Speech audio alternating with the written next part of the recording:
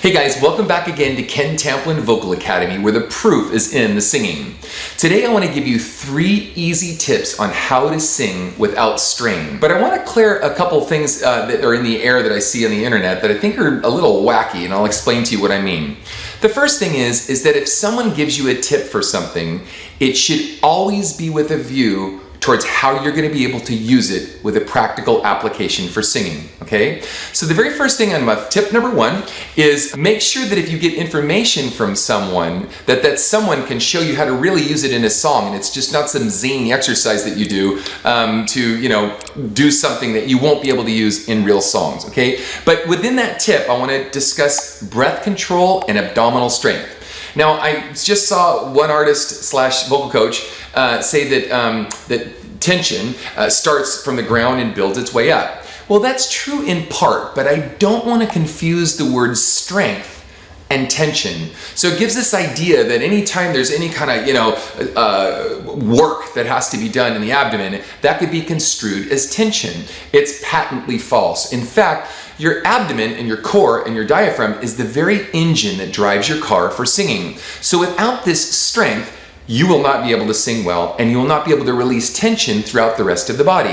Now let me explain to you what I mean, because we're going to go through 3 steps of this. So the first one, again, is make sure that if you're getting a tip from someone, that they can show how well they sing and they can demonstrate it in a song, not just in a scale or some weird exercise, but something that can be practical, okay? So when we go to take this breath, let's not confuse strength with tension, okay? That's very, very important. So we've discussed the abdominal breath, and I'm gonna take this breath really quick, and I want you guys to do this with me. So you see my whole abdominal cavity here, and as I go to take a breath, I'm gonna breathe in, as we've done this before. I'm gonna go, here's my breath in, here's my breath out.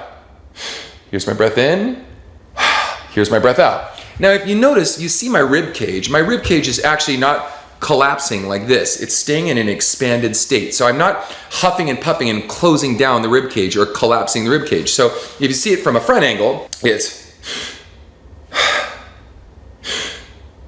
see that big balloon of air? Now people can make this big balloon of air and really it not be that effective. Just because I'm huffing in and out, I'm not really gaining any strength in the sound. So what I want you to do in this first tip is I want you to go like this, taking your breath, and go, ha, ha, ha, ha, ha, ha, ha. Okay? Now, if you feel like it's starting to bind up, yes, then that is starting to create tension. Get your fingers in there. Just kind of grind in your stomach just a little bit. Work out whatever details that are in here.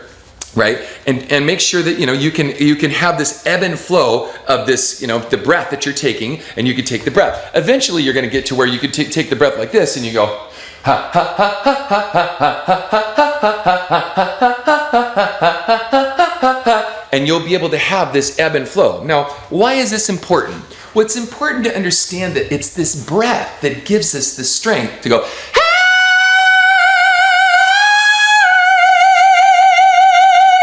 to hit these crazy notes and do these crazy things. Now, I'm a baritone, as you know, and I've increased my range to do some pretty awesome stuff, I think. Awesome, relative word. Awesome fun for me.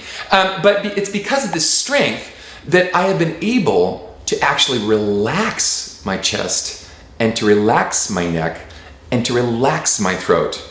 Now, the second thing is posture, as we've discussed posture. And I just saw this vocal coaches, they have this kind of rolling sensation where there's this teapot thing going on. Now, there are some yoga exercises that are great for relieving different spinal tension and different neck tension, and we don't have time to go into all that. But tip number 2 is not to get the spine tipped. We don't want to tip the spine in any direction. We don't want to tip the spine forward. In fact, you're going to note that when you sit, you lose up to 30% of your abdominal strength, and therefore you can start to mount tension because you can't get enough strength to accomplish some of the things that you want to accomplish. If you want to sing high or sing with a good, robust sort of sound, you have to really focus on not moving the body. That doesn't mean be stiff. That's not what I'm saying. But not tipping the spine, because once you tip the spine in a certain direction, especially forward, you actually lose control of abdominal strength. So that's tip number 2. Don't tip the spine in any direction. Don't get tight or tense on it, but maintain a straight on position. The third thing is tongue placement, or jaw and tongue placement. Relaxation. It's called the mandible. So relaxing the mandible and the jaw.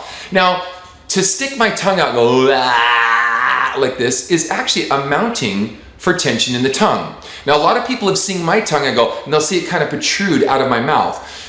That's because I've learned how to relax the tongue so much. It's kind of like a lizard tongue where it pulls away from the back of the throat. Now, the best thing that I can tell you guys first is ping is king. That nice bright ping in the voice is the most important and really the most valuable thing that grows the voice. So within ping is king, there's a phrase that I've coined. It's called it's the la ah.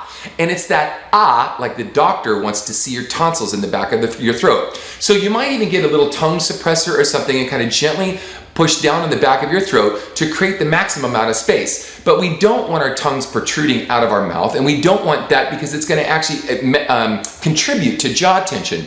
Now we can kind of go, kind of just relax the jaw and kind of, just tilt the neck and do a couple of these, like this, just to kind of release some of that tension. But we don't want to do any exercises where we're actually singing, because when we sing and we go back, it actually cuts air off in the trachea. And we move forward, it also cuts air off, and it also constricts the airflow that goes in past the epiglottis, down and out of the mouth and in, through the larynx, which is our voice box. Now, I'm going to do it's the la ah. So this is tip number 3. You want ah, ah, and you want your tongue to be flush to the base of your jaw, and you want the back of your throat to be as open as possible. I like thinking of drinking a glass of water or yawning. Now, yawning was there's one thing this person said that was correct about yawning. It is a yawning sensation, but it's like the doctor wants to see your tonsils. Ah,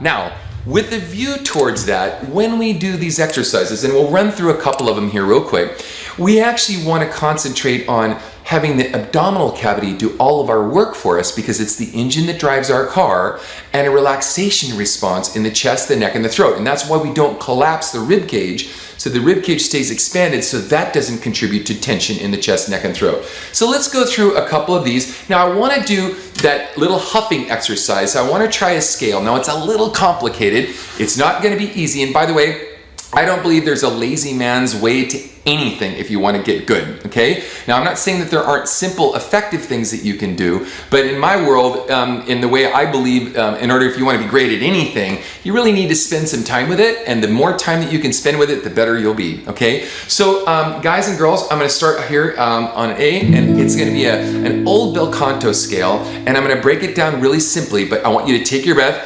Ha, ha, ha, ha, ha, ha, ha. And I'm not going to go through the whole scale. It's actually long. I'll do the whole scale so you know what it is. But I want you to notice the breath here when I go to do this. Now watch my tummy. Here I go. Ha, ha, ha, ha, ha, ha, ha. Okay. Now I want to have that relaxation response in the abdomen, because it's a lot like when you're doing a dumbbell. Let's say you're in a gym and you got a barbell going on, right? Now you don't want your relaxing spot to be like this and you're holding on like this. No, you want to relax. Once you've done your reps, you want to just kind of chill and relax, right? And then you do your next set of reps. Well, so it is with the ebb and flow of the abdomen and the whole diaphragmatic cavity. Now, let me go ahead. We're going to move this up the food chain. We'll do a couple of these. Allah. Ha, take the breath. Ha, take the breath again. Ha,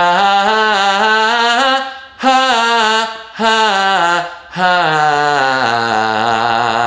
Did you hear that? Let's do the next one. Ha, ha, ha, ha, ha, ha, ha.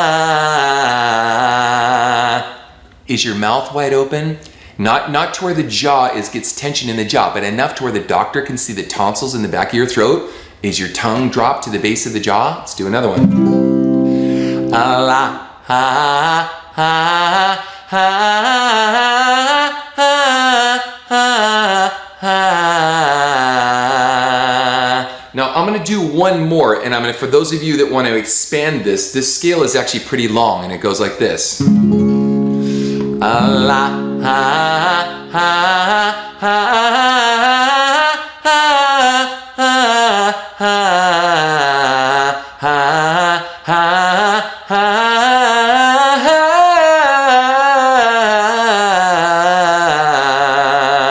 And you can feel that yawning